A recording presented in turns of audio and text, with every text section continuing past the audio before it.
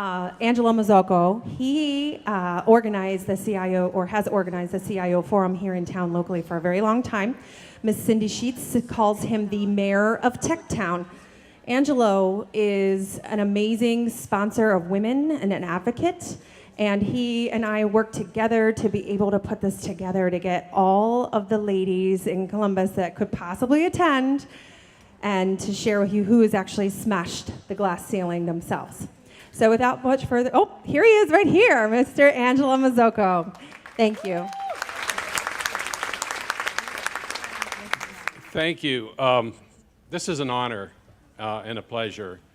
I've had a lot of strong influences in my life and many women in that role, starting with my mother, my sister, my wife, and my daughter. My daughter is very successful in business today, works for Deloitte. And when Angie said that we haven't had an opportunity to pull this together, I said, I want to help, because I believe that we have a very strong women influence here in Central Ohio. In 1997, I was lucky enough to start what today is known as the CIO Forum of Central Ohio. So that has been a long, long time. We're in over 20 years, and we also sponsor events like CIO Tomorrow. And along the way, we've had the influence of many women. And Cindy Sheets, who was mentioned by Angie earlier, was actually the first woman to be part of our group. We started out with 8 CIOs. Today, there are 120. The sad news is there are only 20 women, but there are 20 women. And that's the part that I think we want to stress today, is to look for the positive and figure out what it is that these women are doing that perhaps we can model and we can do as they are. Cardinal Health, who our video is the CIO, Patty Morrison. Cardinal Health means a lot with regards to our CIO forum, because it was in about 2001 that our CIO forum had grown to 25 people. We only had actually two women in the group at that point, and we were getting too big.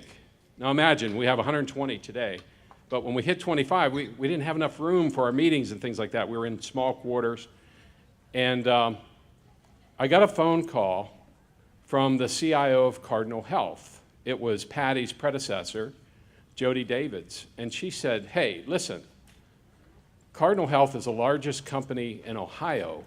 You have to allow me in your group. And so that's how Cardinal Health became a member of the group. Now, the largest company in Ohio, I don't work there, I'm not putting in a plug, but the largest company in Ohio, their last 3 CIOs, which spans about 22 years, have all been women. Think about that. Patty Morrison, Jody Davids, and one other person before that I'm drawing a blank on, Kathy Britton White, and 22 years of women leading the technology sector of Cardinal Health. So that's pretty amazing. And one of the first women I called when we tried to get this group together was Patty. And Patty said, oh, I have to be in China that day, right? So, that's the way it is when you're the head of technology for the largest company in Ohio and one of the largest in the country.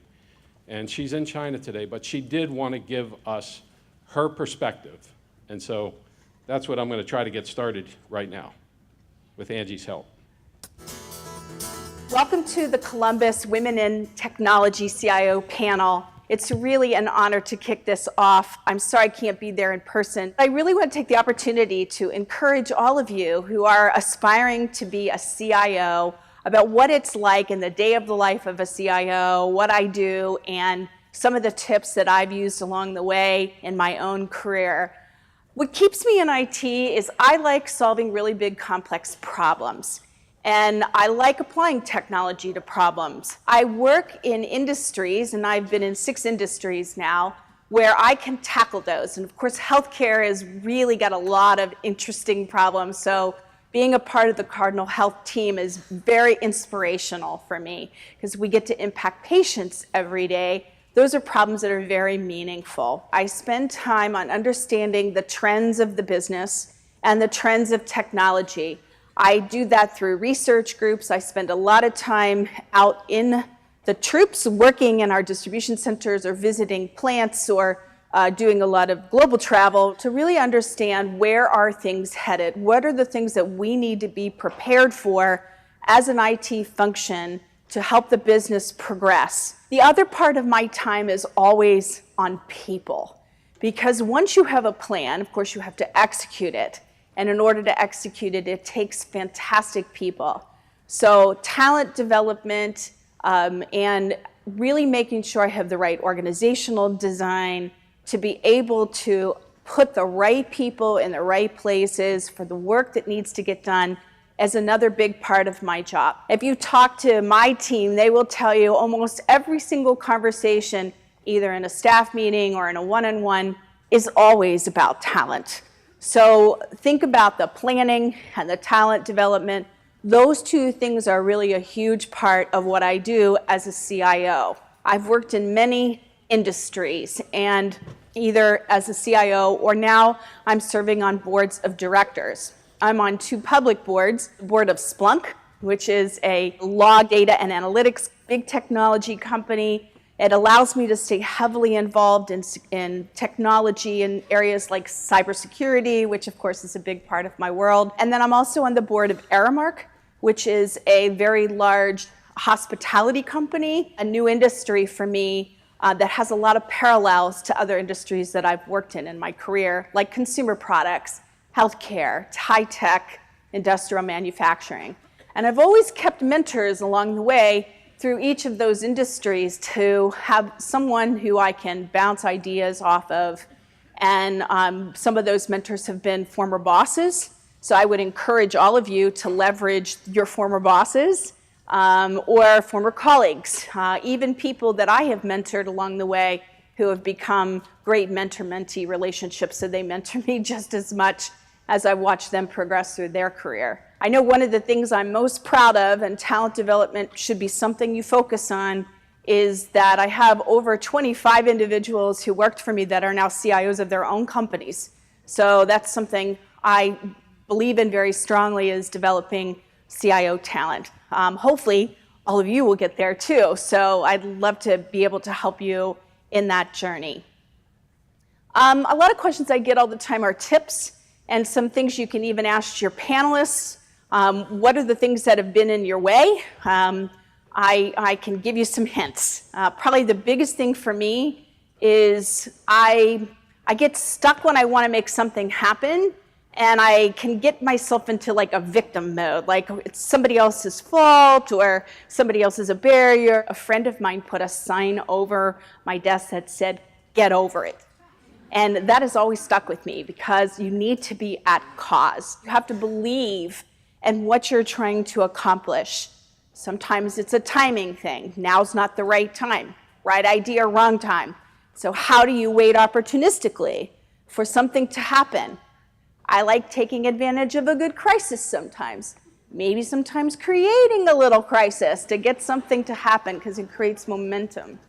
Being a student of change management has also really helped me. Understanding how to make change happen, whether it's small change or big transformational change. Understanding how that has to happen at an individual level. Understanding how I adopt to change along the way. These are things that have helped me overcome obstacles. Some final thoughts about the role of IT and the emerging role of the CIO as it moves forward. It's changing quite a bit in the commercial-facing side of all of your businesses. We see digital transformation and chief digital officers, and a lot is changing in the business model that is required enormous technology competency on the business side. I like to think of my job as being an evangelist and an educator for all of the business partners that I work with to help them be digital. I believe that every business is an IT business in the future, and we have a responsibility to give that all away, to make them capable of driving their own digital transformation. Doesn't belong over there. Everyone owns that. And the CIO can play an important role in helping that transformation to happen culturally within your own companies. There's also the introduction of technology as a product in many companies. We're doing that at Cardinal. We actually even created a business called Fuse to do commercial technology development at Cardinal. So your role has to also evolve into a chief technology officer. You need to understand how to build technology product that will be not used just within the four walls of your enterprise, but by your customers directly. So that evolution of CIO, focused on making your company perform better, to chief digital officer, transforming business models with technology, and now chief technology officer, building products that your customers are going to use. Those are the three evolutions I see of the CIO role.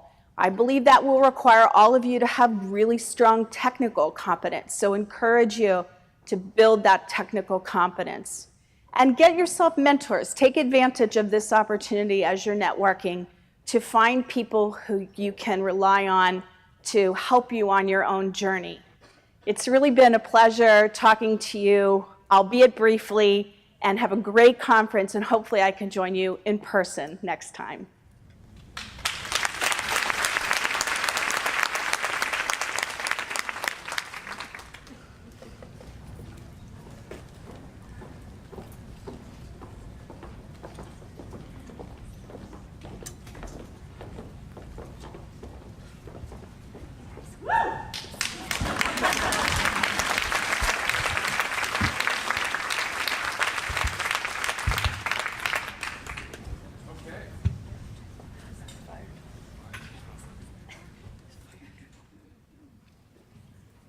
Okay, we're going to go ahead and get started.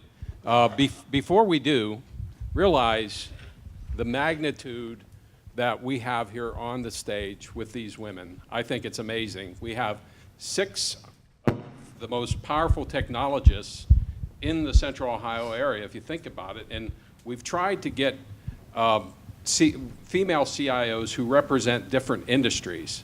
Now, besides Patty, we had a couple of others, including Sally Miller from DHL, the 6th largest private employer in the world, who couldn't make it, and her office is up in Polaris.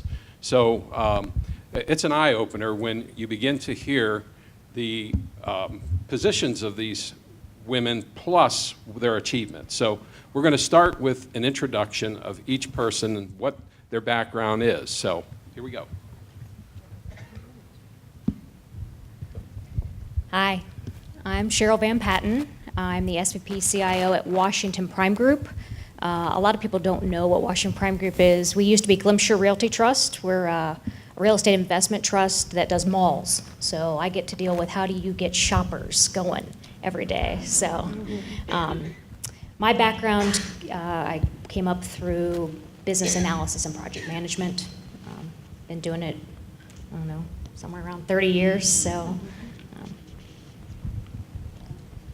I think, oh, it does work. It's not green, folks. So I was sharing with my friends up here. I thought, well, thanks for coming.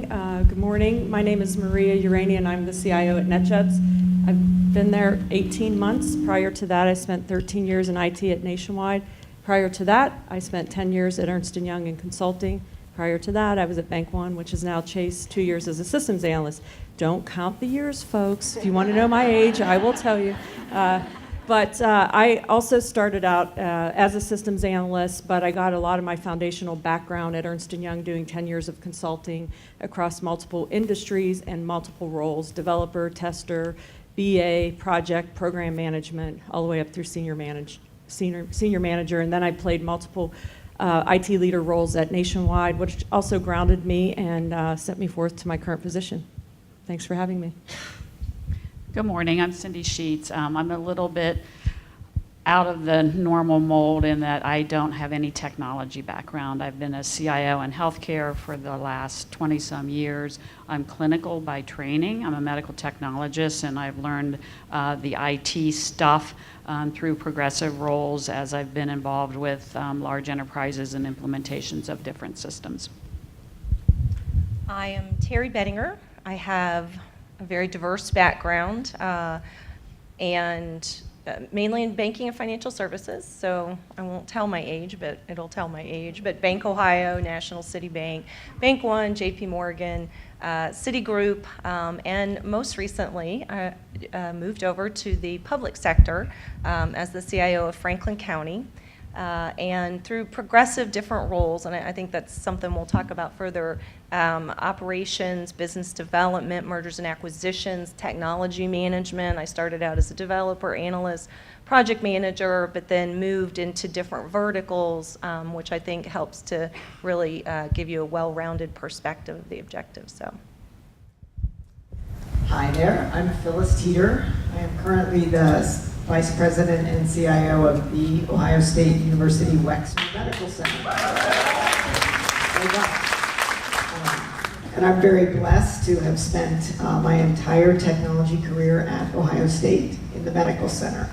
I worked there from the time I got a degree at the Ohio State University as a programmer in the department where we used to build all our own computer systems. So the systems that doctors and nurses use, we built from scratch.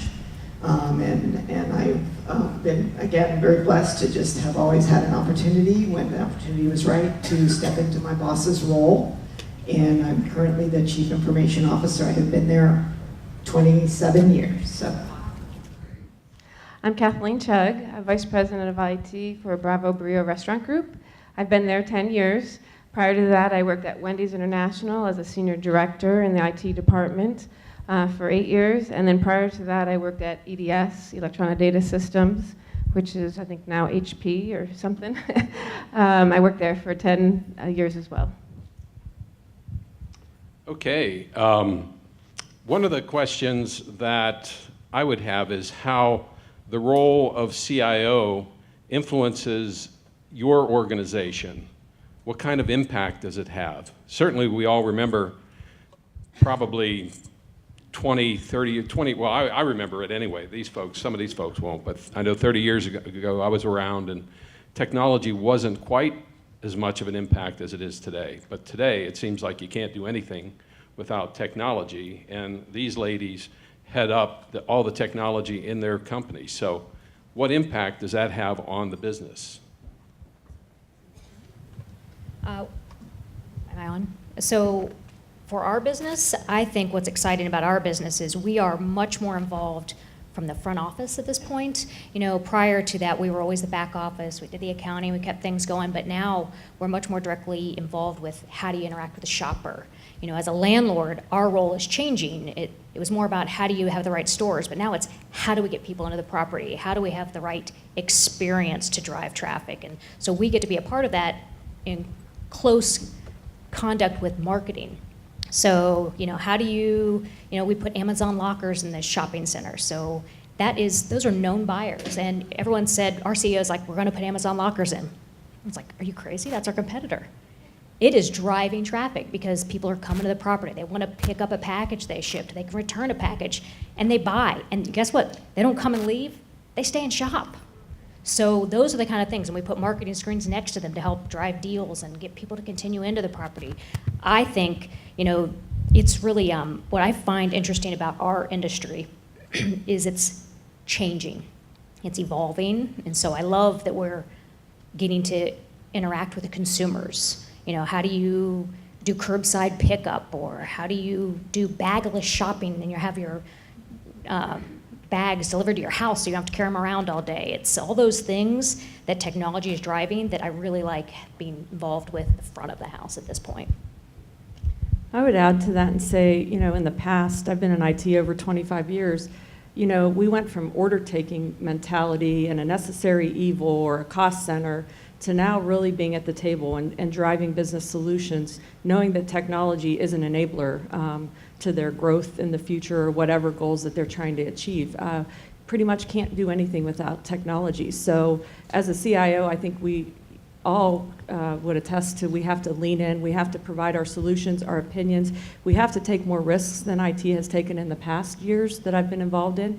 And I think as leaders, as we do that, we convince the business to take more calculated risks. And with that, we achieve goals together through technology. I would agree with all of that and echo something Patty said about there isn't IT over here anymore, and the business is IT. There's no part, and even in healthcare, which you might not think immediately, but there's no part of the patient experience that doesn't have IT involved. And I see the role of CIO as being very much a strategist and looking ahead of the future of what can we anticipate, what technologies can we bring to the table to solve problems. And sometimes we have to be the voice of reason that says, hey guys, this RFID thing on every patient roll around the hospital ain't gonna happen. It's not gonna achieve what you think it's gonna achieve. So I do see us more as strategists versus a cost center, and I was in IT when we were considered a cost center, but very much a voice of the business and how do we solve our current problems with enabling technologies.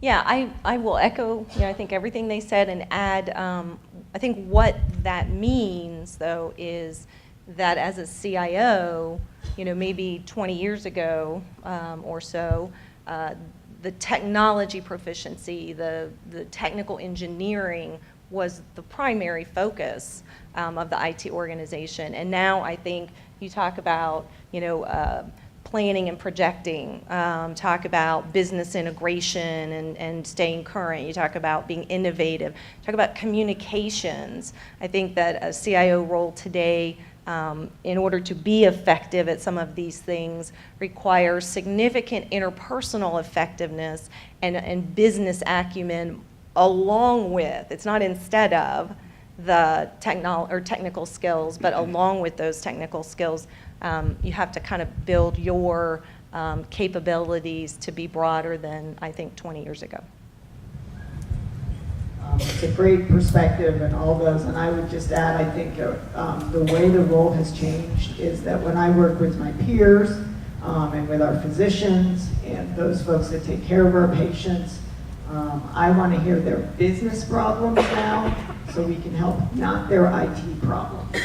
And that's the key in the leadership of IT, is to make sure that you are understanding the business problems, because we in technology would have a unique view of the IT solutions that we can bring to the table, but unless we can understand the business problems, we may miss something. That their job is, to run the hospital, maybe not to be thinking, what's the right IT solution, and come and ask me for that specific thing. So really to flex that role has got to be in the business and understanding it, and then bringing IT to bear. And I would include with financials, right? That the business isn't just your product owners or this is the financial part of the organization to understand the fiscal responsibility of those solutions. So I'll include that. The only thing I would add to that is, especially what Cindy said, is 20 years ago, we didn't really have a seat at the table. We were dealing more with corporate systems, payroll, and ERP, and now we have that seat at the table. And with working in the restaurant industry, I'm sitting there talking with business owners that are trying to figure out how we get new guest acquisition. And there's so many apps, and there's so many different things to do. Electronic gift cards and all those components that really help drive sales. So IT is helping driving sales by bringing solutions to the table. So our industry has changed quite a bit. If you look back 20 years, a few persons mentioned that they did some programming. It was very flat type of organization where it seemed like there were a lot of very technical systems programming. And today it's gotten much wider because of how many technologies we have within a typical organization. There are many different specialists. And so the role of the CIO, along with other people in the organization like business analysts, are interpretation. Many times there has to be that that mind who is focused on what is it that the business needs, but now how does that get translated to what the technologists need to do in order to drive it home and get it to completion. So I'm going to switch up the group here and probably go over to Terry and say, you know, over that span of time, because I know I tell the story all the time, my wife and I met, we were both programmers back in the 70s, so I'm giving away, you know, my age. Back in the 70s, and that's how we met. And we worked at a company in Dayton called NCR. And there were over 200 developers and systems people in our department. And there were less than 10 women.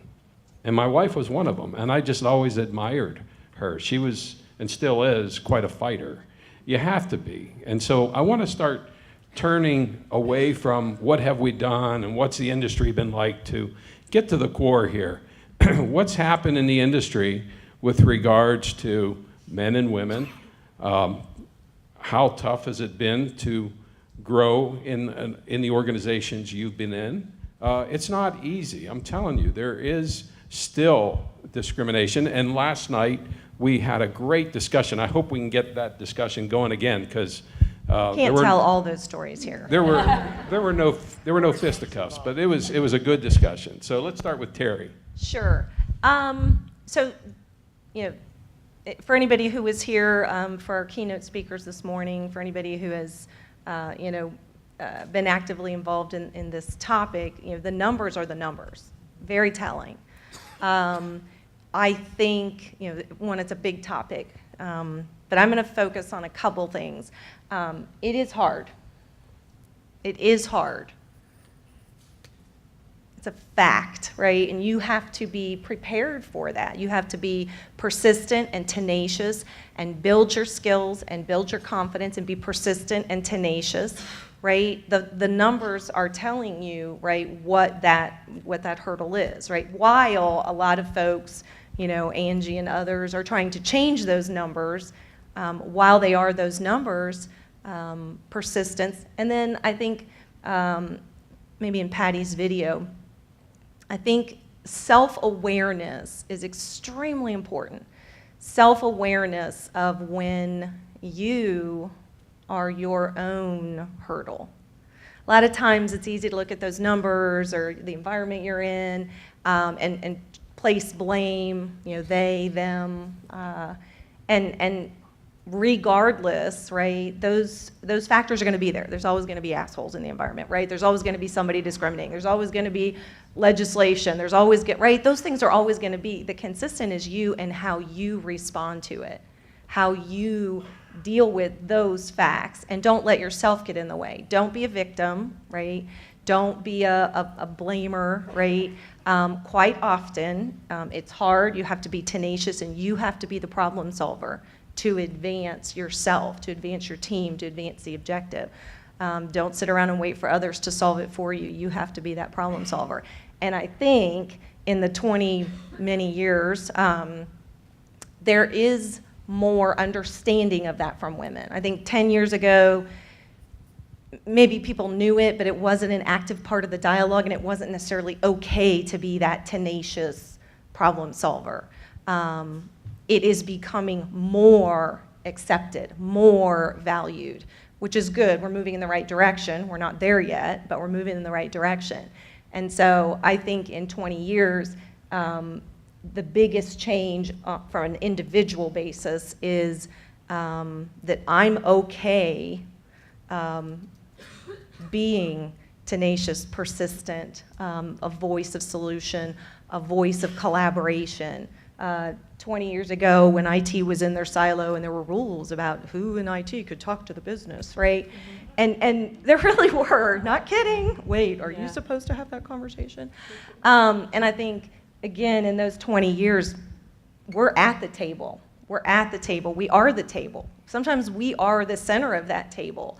And with that comes pressure, stress, right? Balance, guilt, all the things that go with it.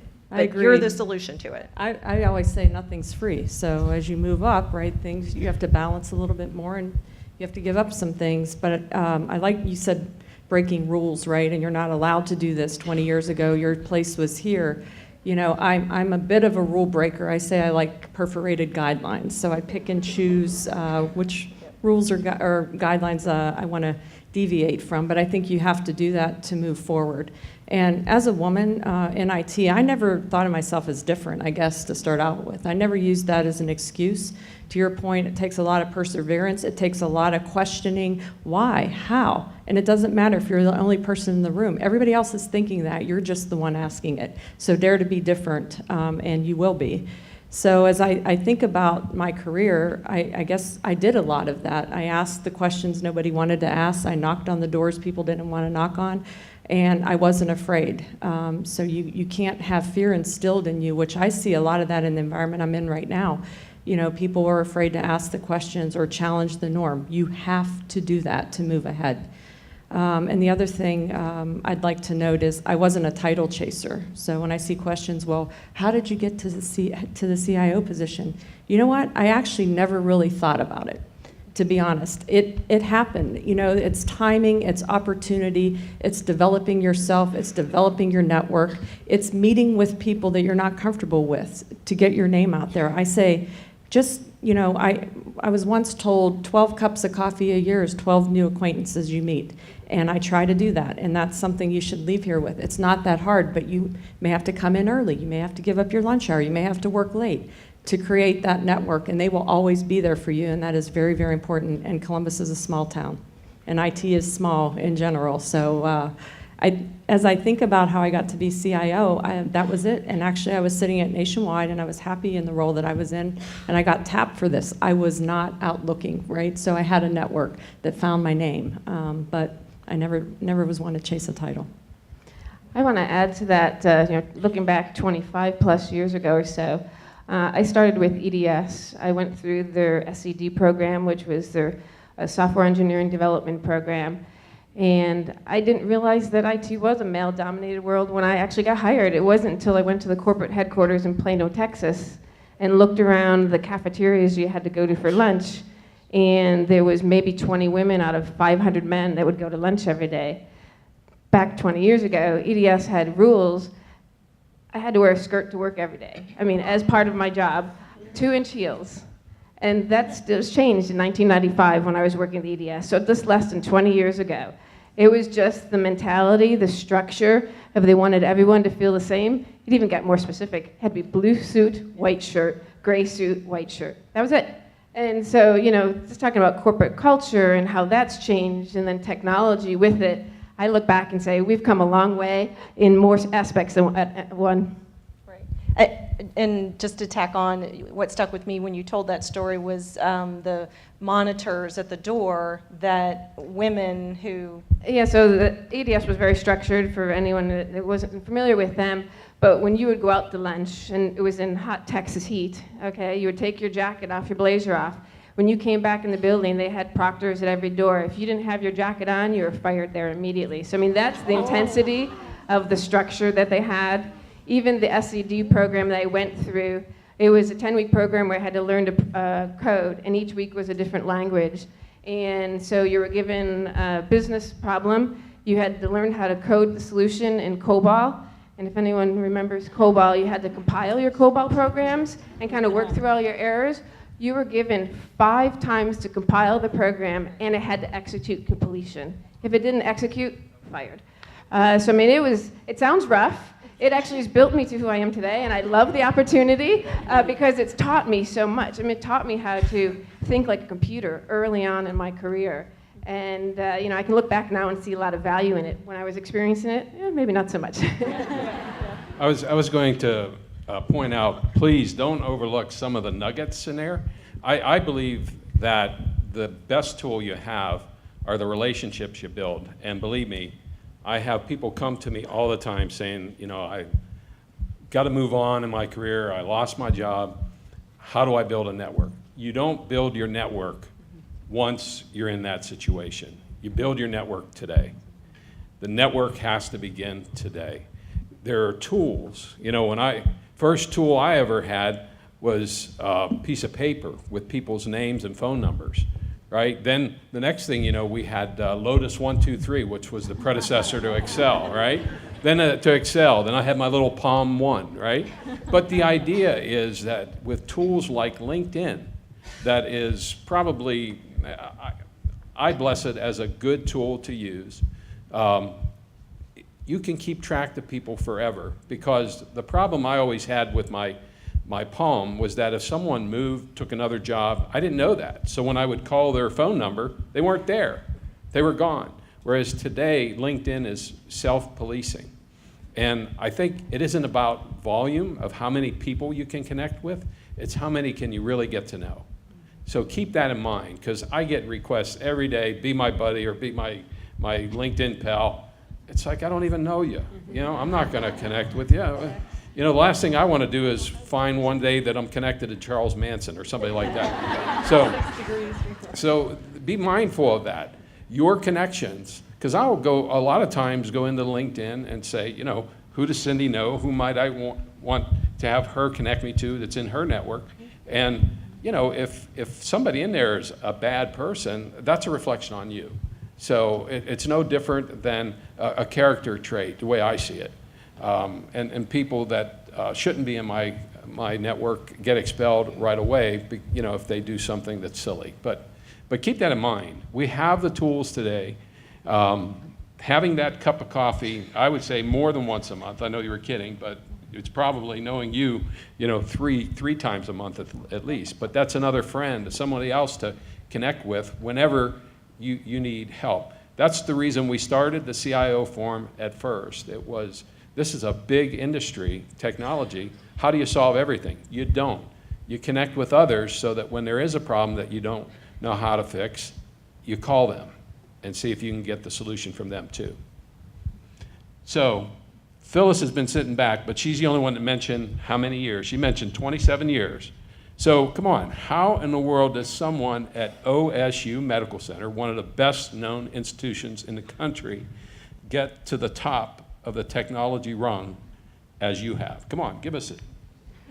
The truth. We want the truth. So when you think about, you know, the blessing of being offered a promotion, which has been my history, the best way, and I had to learn this lesson maybe the hard way, is to do the current job you have as best as you can. And even across organizations and getting recruited, if you are doing a job well and putting the energy into that and not worrying as much about the next job, that is the best way to get the best next job. For me, an example is I had a time early in my career when we had some sort of big sequential projects we needed to do, and I was on like the big one. The big kahuna was my project, and I was so excited. I was just going to change the world, but there was something else in the way that we had to do first. And I got asked to step away from the big project, do this other one. And I had my pity party. I was sure my career was coming to an end. I needed to be looking for a job. And then I said, but, you know, I'm here now and I better get this thing done because I don't have somewhere else to go. And I put myself into it, and probably the ability to execute that, buy that piece of software and get it in a ridiculous time period is probably what set me up to be well respected in the company, that I, you know, got over it, stepped in, got the job done. It also gave me the confidence to know that even when I perhaps wasn't feeling at the top of my game, I could still do something really hard and really challenging, get it done, and guess what? The next really big thing, they looked my way first. So do the job that you have and knock it out of the park. Best way to ensure that your next job you're gonna love even more.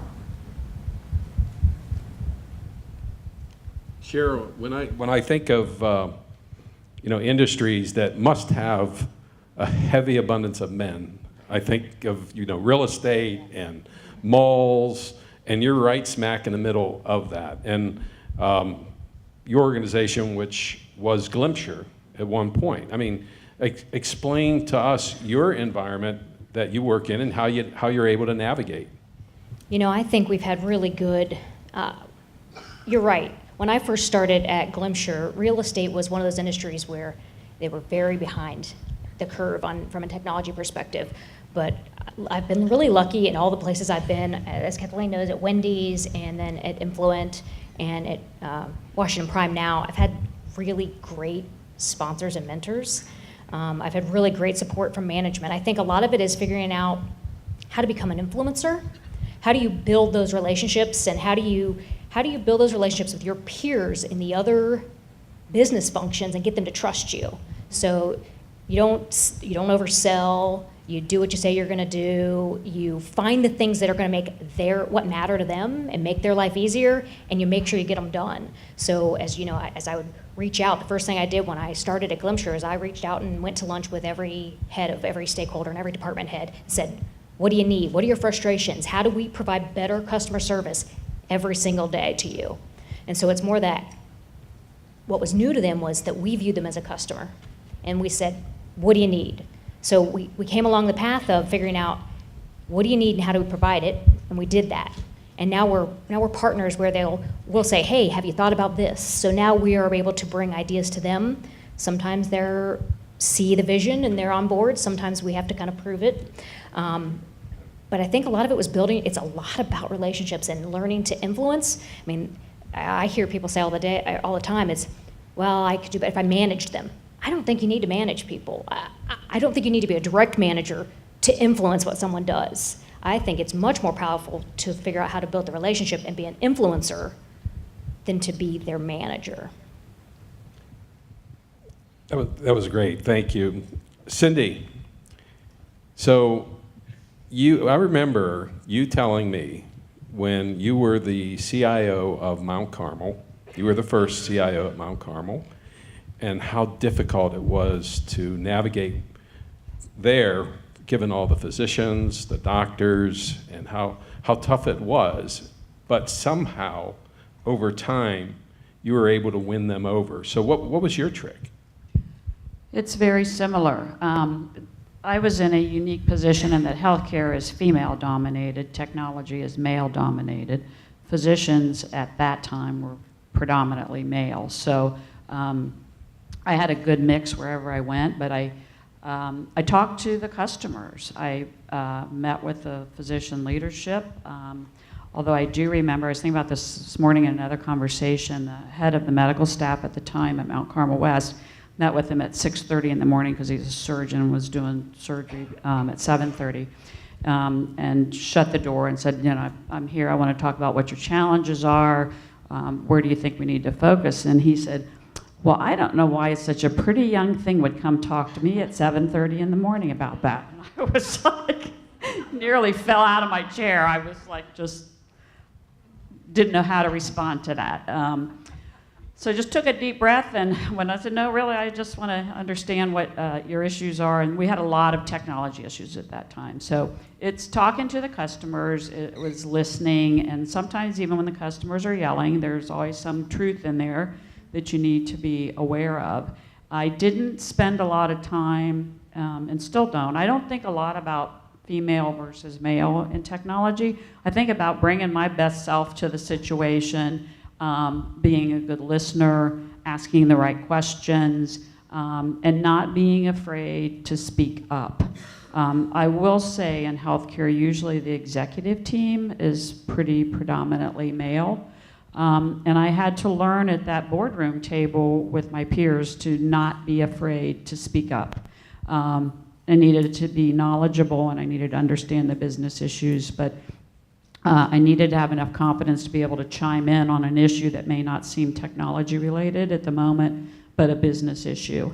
And I think that's where you get the respect from the rest of the team, that they realize that you have the business knowledge. And as I said, I'm not technical by nature, but I had and always have surrounded myself with an excellent technology team. So I think it's asking the right questions, listening, and really reaching out to the customers. Thank you, Cindy. I wanted to add one thing that you made me think about, intimidation, right? And you can't let others intimidate you. And I've had bosses in the past that openly say, and I've thought back through my career, I've mostly had men leaders in IT. But a few of them, could come across as arrogant, and they're highly introverted, but use work as their center stage, that kind of thing you got going on. But a few have, outright said, well, people find me intimidating. And I said, oh, well, I don't. I said, because your knowledge is your power, and I always want to learn. So I will learn from you, and you learn from me. And that's just how I see it. And I would challenge all of you to go back to your jobs and don't be intimidated by, no one's a know-it-all. Don't be a know-it-all. I'm not saying that. I'm saying find, everybody has strengths, so play on their strengths. And if knowledge is their strength, then become that learner. And then it kind of diffuses the intimidation factor. Well, and everyone's just a person. Exactly. I mean, I remember when I was first starting out as a business analyst, and everyone got to go meet with the CFO, and we just had a great conversation. They're just somebody else That's that exactly they're right. dealing with the same problems you're dealing with in life. They have, Agree. No, it's true. And I think so much of what we're talking about is communication and treating people like people. And even when you get in a situation where you may not be treated as fairly, to still hold your line and continue to treat them fairly. And that's a difficult thing to do. So, last night our discussion got into, why is it that in technology we have less women than we would expect? You would think it would be closer to 50-50 men and women, but it's not, and it's nowhere near it. And certainly at the senior levels, and 120 CIOs, 20 are women in our marketplace, at least for those that are part of our group. It's sort of random, right? But it probably does say what the entire market is, 20 out of 120, 1/6. That's not a high number. So what are the opportunities that you think would increase women into our field? What are the things that you think could happen or should be happening? So let's get a discussion going on this. I think there's two things. I mean, we're all aware that there's females are severely underrepresented in any of the STEM fields. We do have a lot of research on why that is. A lot of it has to do with mom counseling her daughter to not go into STEM for a variety of reasons. But I don't know that being in STEM as a female is the path to IT leadership.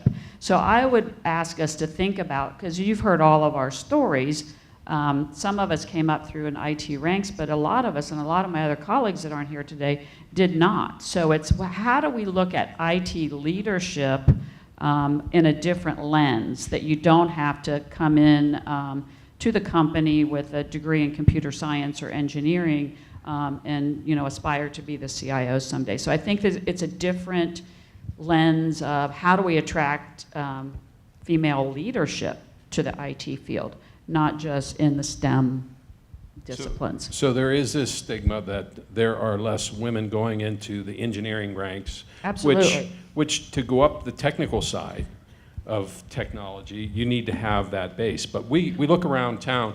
I always speak of Cindy, who came up the clinical route. I speak of Dave Kaufman over at Motorist, who's now the CEO. He was the CIO, but he had no technology upbringing, wasn't a programmer like many of us were, but still moved into the CIO and CEO ranks. So today, because of that communication aspect, there are a lot more opportunities for women to not have the very technical background, but still be able to move into that CIO role. I think it's all the soft skills you need to play on. I always say you can teach the science, harder to teach the art. And what I mean by that is that's the influencing skills we talked about, right? The communication skills and negotiation skills, all of those are soft skills. And if you can round those out, boy, the sky's your limit. I think there are a couple of characteristics I would add, maybe more on the soft side, that I think just in general women are less comfortable with. And technology is a place where taking some risk is often, almost always required. Think about today's cybersecurity world. There is no perfect protection is the favorite saying for something happening at your company. So you have to have there is some acceptable level of risk, or you could spend the entire company budget on things to protect you from the outside world. And in addition, just I think, fear that women have of uncertainty. I know it at home. I'm the one like, I want to know the plan. I want to know, wait a minute now, who's picking up who, where are we going, and I feel it's perhaps a little bit of a stereotype, but I feel that that's often the role that we might play in the house. And so to be able to be at work and have some uncertainty, well, you know what? We don't know exactly how we're going to do that, but we're going to figure it out. Those are very prevalent in the technology world, sort of the ability to deal with risk and the ability to manage uncertainty. I just feel that maybe from our home life, a lot of women are less comfortable with that, and and so to see that bleed maybe into some of the way that we are at work. The only thing I would add to that is to look for your opportunities. You're the only one that can really do that for yourself. I was a developer, and someone got an opportunity to work on a big project, and I looked back and said, well, why wasn't I chosen? And from that point on in my career, I had to market myself. I decided that I'm my best advocate. And so I went to the person who made that decision and said, next time there's one of those opportunities, I want to be that first name on the list. And from there, I became a manager to a director, and all the way up to vice president. And that's the advice I give a lot of people is you need to look for your own opportunities. Don't sit back and wait for them to come to you. You got to go get them yourself. We do want to save some time for questions from the audience. So let's do one last thing before we go over to the audience for questions. And that is, we've had a lot of words of wisdoms, but before we get into the free-for-all questions, what is your last word of wisdom? I think it really comes down to understanding the business. It's understanding the business and taking that extra step to say, why? It's not just, here's the requirements, go do it. It's why. Understanding why someone needs something and really helping figure out how you can use technology to move the business forward. It's the why for me. Yeah, and I would say instilling confidence in yourself, right? Stay true to your core, using that confidence, asking those questions, and constantly moving the needle. And don't be the Eeyore. I know if NetJets people are in here, Nationwide people, I hate Eeyores. Woe is me. Don't be that person. You cannot be on my team. Nobody wants to hear somebody that's having a pity party for themselves. Do not be that person. Figure out the why behind the scenes. Why did this person get picked? Why? Worry about yourself. Worry what you do it well. And it was stated today, you will get that next job because somebody will see you delivering, communicating well, being that business partner. Worry about yourself, not others. Have confidence in yourself. Remove intimidation. And that's my message. I would say know the business backwards and forwards that you are in. Don't be afraid to ask questions, as I said previously. And I think the CIO role, beyond any other executive position in the company, has the best view of the business.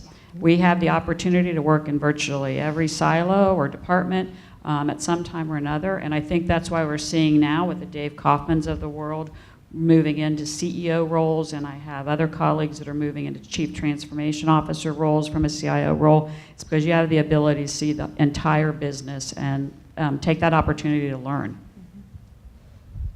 I agree with that, and I'm sure I'll agree with them. I'm gonna go a little bit different. No. Shocker, right, Angelo? Diversity is not inclusion. And so as a person on the team, as a manager of the team, as a leader, and as people have progressed, and transformed technology to be business partners and other definitions, you have to include others, right? And I know the focus today is women, but I'll say others, minorities, ethnic, religion, sexual preference, gender, all that, right? Inclusion, we see all the statistics. But diversity is not inclusion, and I think inclusion is a two-way street. We talk about the networking, we talk about things being relational and not transactional. But it's also, you could sit and say, well, they're not including me, or I'm not included. But, you have a way, you have tools, and you have methods to include yourself. Messaging, here's my goal. I want to be the manager, the lead of that project. Your message is the first step to getting yourself included, right? And then I also think you have an obligation of reciprocating. Sometimes, we can sit back and do the they are not recognizing my work, they're not. I'm going to say, how many people, when you meet somebody here, shake their hand, look them in the eye. That's including, right, yourself in a relationship with that person to build that network, to, grow your network for your benefit, maybe not today, but down the line. And so I think keep in mind that, inclusion is a two-way street. You have to demand it from others. You should have high expectations. There is nothing wrong with asserting yourself in a role or project, but you also have to give it. It's a give and a take to ensure. And then back to that inclusion is where more creativity, more profitability, more problems are solved quicker, et cetera, when you have better inclusion that goes with that diversity. So. I would say, and we've talked a little bit about when you want that next opportunity, or when you want to do a great job and you think about what the barrier is, get some help with the sort of fact from fiction in terms of the barriers. It is easy to be Eeyore, and he's my favorite character. It's easy to say it's they, and it's, and sometimes you can do that for yourself. Wait, step back. Is there something I could have done different that might have got a different outcome? But many of us can't see ourselves as well. All of us maybe can't see ourselves as clearly as would be helpful. And so find that one or two other people in your life, at your company, that you can say, listen, I got this thing, it feels like it's them. Will you tell me if it's me? And that can be, and it's in my life, the biggest thing that has gotten in the way of something that it was important to me is me. Usually it's really not other people. They're not crazy, getting in your way. They probably actually have a reason why they're feeling the way they are. So just really to always try to either get help doing that from a trusted friend, or to be thinking about yourself, what can I do different to change the outcome?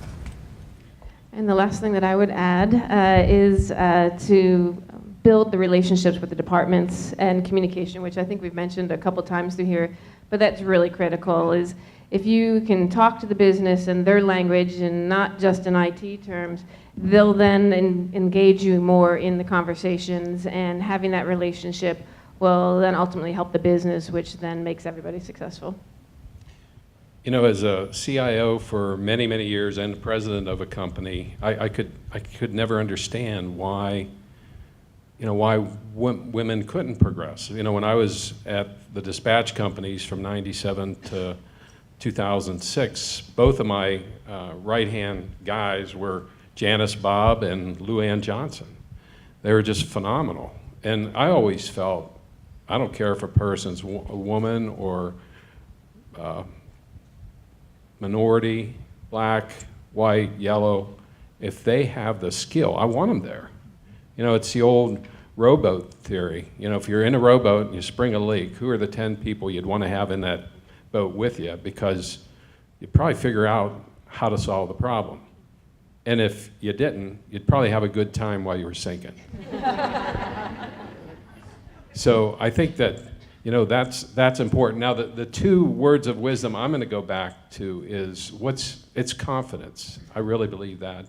So how you build for me, it was building relationships. If I have a problem with anything, I know who I can call. Besides the relationship, I always thought, as you can tell, you know, that I had a problem speaking in public. And so 27 years ago, I started as an adjunct professor, first at Ohio State, then at Otterbein. So it's been 27 years. Every Tuesday night, I got to get up in front of a crowd of an MBA class and talk. And so I think that that's the other thing is if you are a little shy, I was, I think 27 years ago, much more shy than I am today, force yourself to get up in front of people some way, somehow, and it's going to improve you. And I think that's the key. What these ladies, what I heard them saying is do what you can to make yourself the best you possibly can. And if you start hitting some limits, get some help. Talk to your relationships, to your network, to see how you might be able to bust out. So we do have just a couple of minutes for some questions. Got the microphone here. Yes. Angie, you're going to get a workout. That's good, because I didn't get mine in this morning because I was here at 5. Woo! Thank you for everyone. I think it's eye-opening to hear your successful story. But I also understand that you are not where you are 20 years ago. What I'm interested to know is when you were young or start your career, what was your barrier that you have to come, the obstacles that you have to overcome to be, to get better and to be where you are today? Thank you.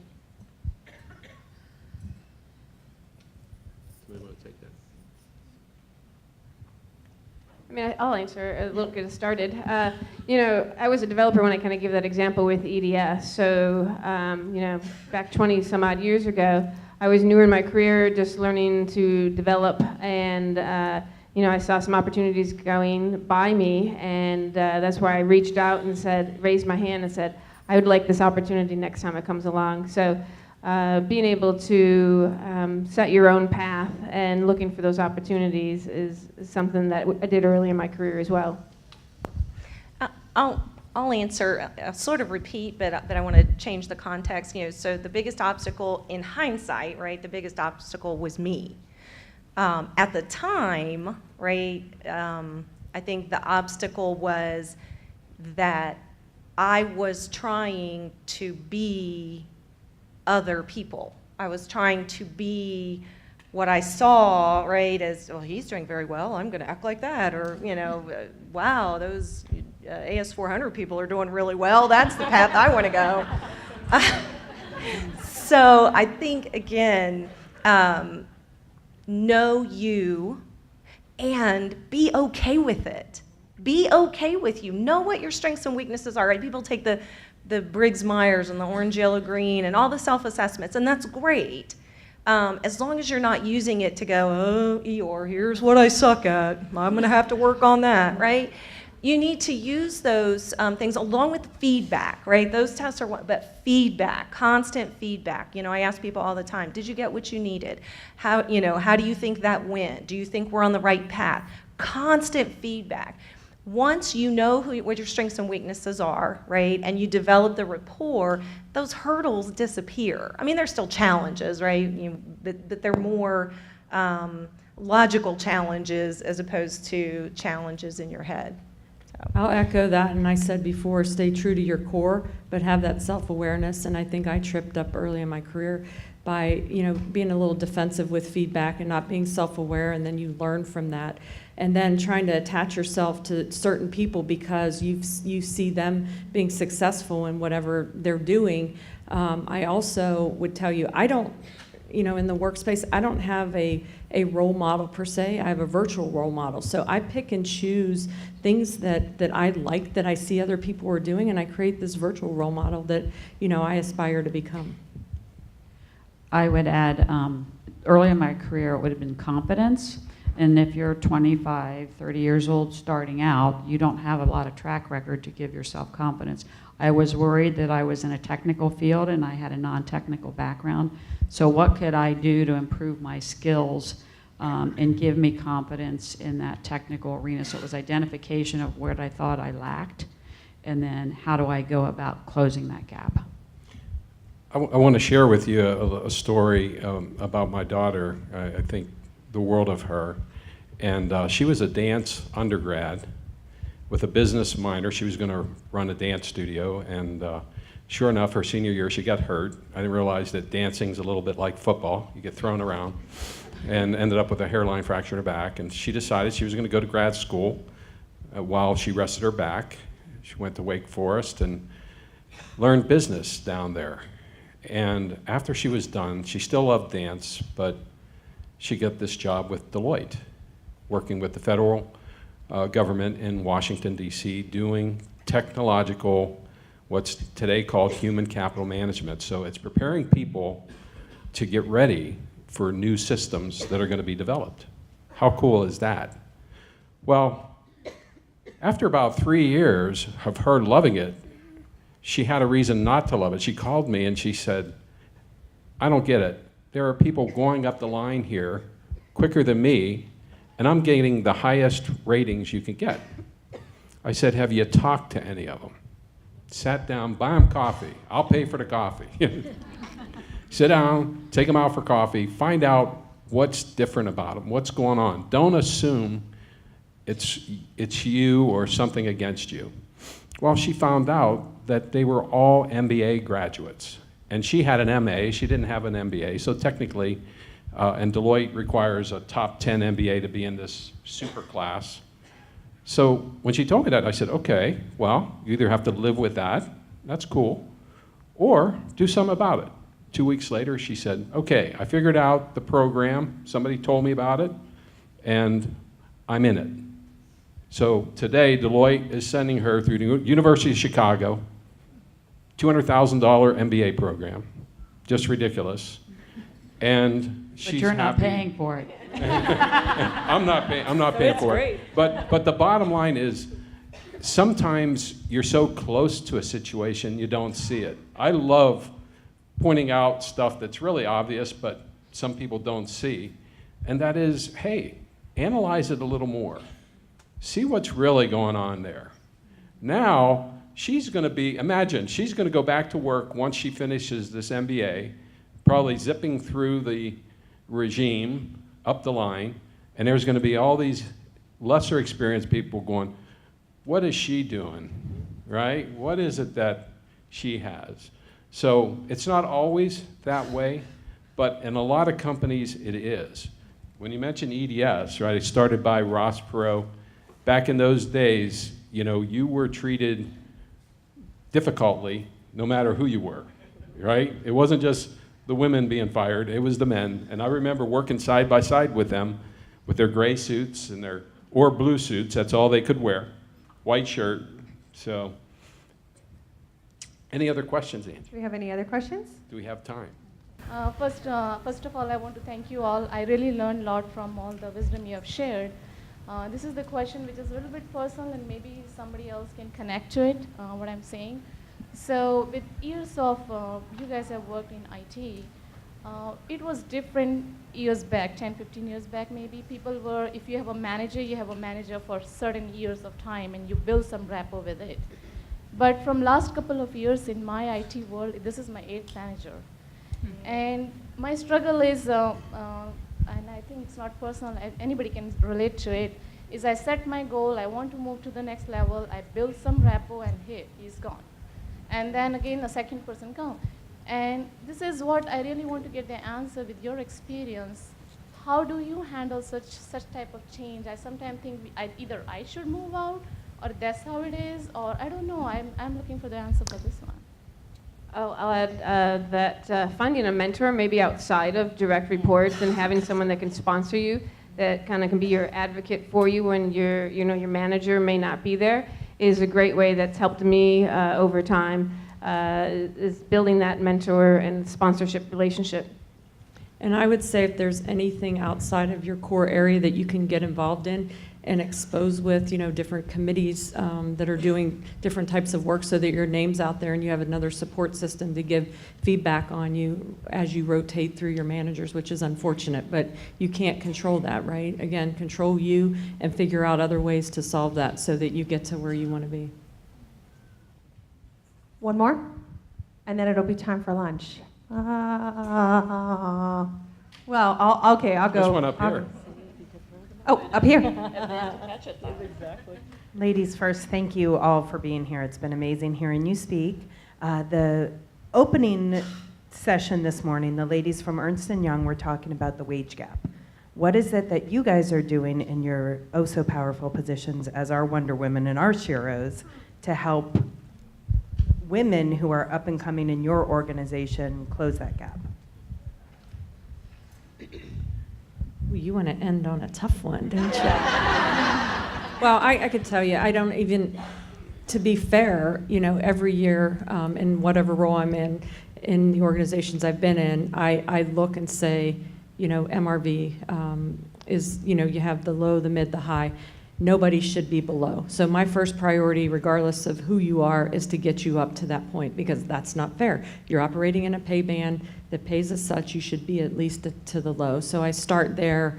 And then, in my new role, we haven't really carved out and looked at women, but I do think that you have to look at that and address those situations as they arise. And I know at Nationwide, when I was there, they did a nice job at trying to bring people up parity with men and salaries at the leadership levels. This may be the wrong answer, but I don't look at females versus males as far as their pay grades. I look at the position, and I look for equity within that position and years of experience and contributions, and I don't pay any attention to gender. I want it to be equitable for the job that they're doing.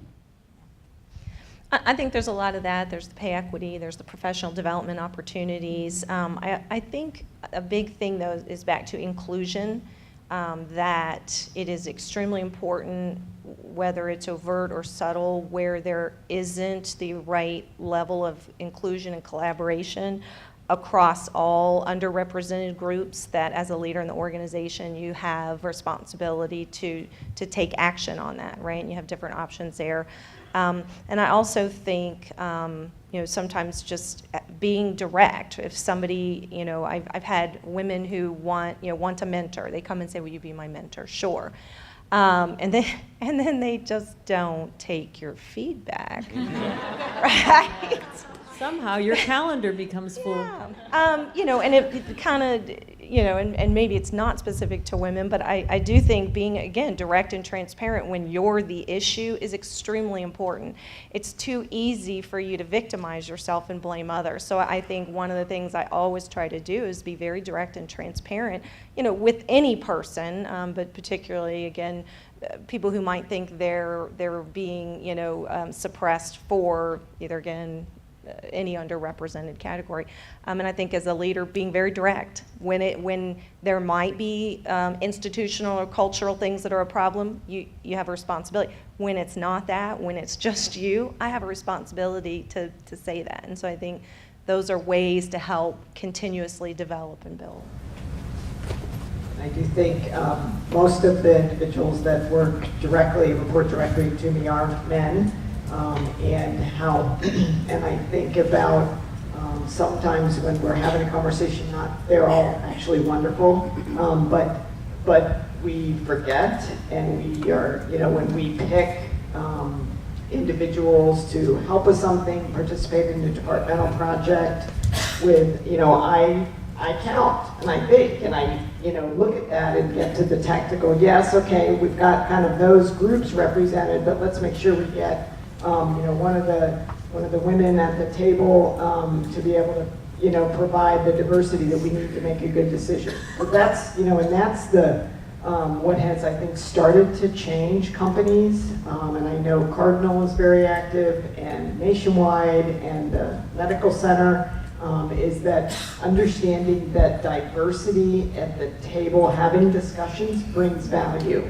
If the perspective is, we all come to the table with our, with all of our filters, And having that table in any way be too heavily weighted one direction will result in a suboptimal outcome and a suboptimal decision. So trying to drive that to make sure that our tables have diversity, and it's women, it's minorities, it's levels of the organization. When we have a departmental project, we get a manager, okay, now we need a staff person. But just to drive that as a core value and understand the value of that mix. The other thing I would add is, we talked about this last night, is applying for jobs. We talked about how few female resumes we actually get. It was one of our conversations last night. We had dinner, and actually in the earlier keynotes session this morning, they had mentioned also that women tend to look at the list of requirements for a job and say, do I have this, this, this, and this? And if they don't check all of them, they don't apply. Whereas a male may look at it and go, I got this, I get this, I'm sending in my resume. So I encourage all of you to send your resumes in, because we talked about this last night. We don't get many women resume within IT coming across our desk because they don't feel they're qualified enough. Take the chance. All it is submitting the resume. To tie it all together, the breastfeeding example this morning was the best ever. Taking that, Exactly. that's in the bank. Oh, yeah. Now you see why I love that one day a month when the CIOs of Central Ohio come together, and many of these ladies are part of that group. It is the most interesting time of the month. And I didn't mean it that way. I think it's better to turn it over. With that, we will reel him back in from that one, ladies. Well, thank you so very, very much. Please, let's have a round of applause.